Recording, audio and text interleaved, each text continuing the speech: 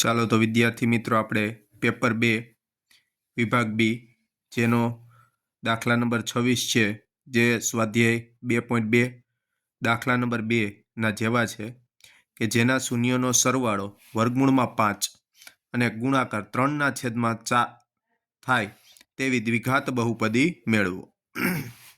તો શૂન્યનો સરવાળો જે આપ્યો છે એના બરાબર આપણે લખીએ કે શૂન્યનો સરવાળો વર્ગમૂળમાં 5 છેદમાં કાંઈ નથી એટલે મેં શું મૂક્યું છે 1, કારણ કે કોઈ પણ વસ્તુ ના હોય એટલે 1 વડે ભાગી શકાય છે। બરાબર કરીને શૂન્યના સરવાળાનું સૂત્ર કે જે આપણને ખ્યાલ છે કે -b/a બરાબર શું કરવાનું છે તો કે બરાબર k ધારી લેવાના છે। નેક્સ્ટ એના પછી તો કે બીજું આપ્યું છે ગુણાકાર। ગુણાકાર એટલે તો કે c/a તો જે મૂક્યું કે શૂન્યનો ગુણાકાર બરાબર 3/4 બરાબર c/a બરાબર k।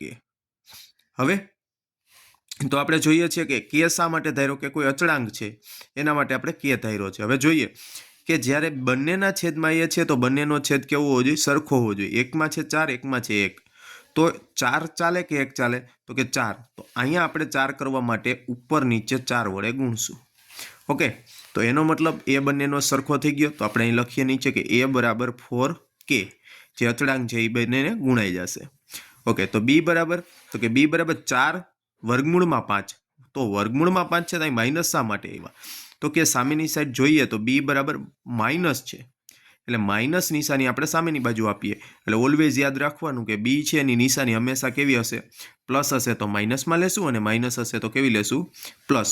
એટલે અહીંયા પ્લસ હોવાથી આપણે -4 વર્ગમૂળમાં 5k લઈએ અને c તો c બરાબર 3 એટલે કે 3k। ઓકે હવે આપણે બહુપદી મેળવી છે દ્વિઘાત બહુપદી એના માટે આપણે એનું સૂત્ર એની ફોર્મ્યુલા છે કે p of x બરાબર ax² + bx + c તો કે એની જગ્યાએ એની કિંમત શું છે તો કે 4k મૂકીએ એટલે 4k x² એમનેમ પ્લસ એમનેમ b ની કિંમત તો કે માઇનસમાં છે એટલે એને શેમાં લેવું પડશે કાઉન્સમાં -4 વર્ગમૂળમાં 5k કાઉન્સ પૂરો ને x છે as it is plus c બરાબર 3k તો 3k મૂકી દીધા। હવે પ્રશ્ન એ છે કે હવે આપણી પાસે જે અહીંયા પ્લસ છે અને માઇનસ છે તો બંને નિશાનીની શું થશે ગુણાકાર પ્લસ માઇનસ તો નીચેના સ્ટેપમાં આપણે લખશું 4k x² એમનેમ પ્લસ માઇનસ પદ એમનેમ 4 વર્ગમૂળમાં 5kx પ્લસ 3k।